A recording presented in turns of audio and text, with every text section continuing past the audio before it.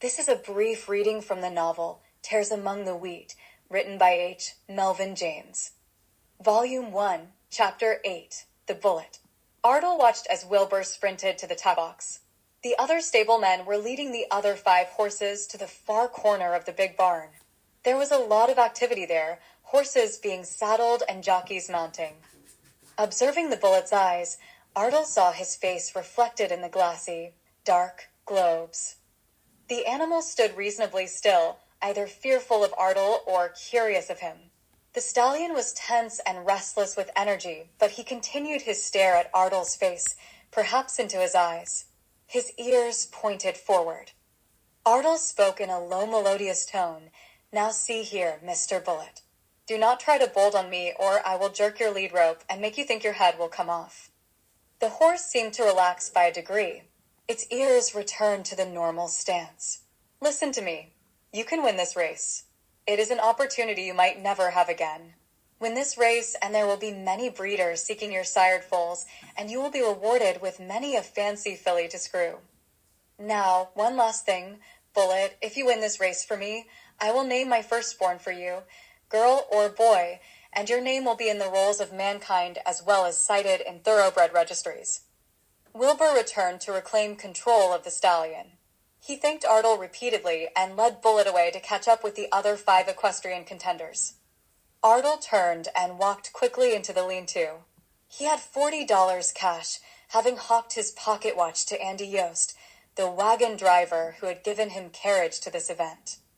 Moments earlier, rain in his eyes and minding his footsteps between mud puddles, Ardle had clumsily bumped into Andy as he was hurrying back from inspecting the racetrack. Ardle was the last person to place his wager. He watched closely as the clerk artfully scribed on the slip, "Number 5, win, $40, 15 to 1, line 46. The rain had abated. Gray clouds swept in layers across the sky, allowing only enough light to define daytime. A bell rang loudly. The pack of horses leapt from the starting gate in close proximity.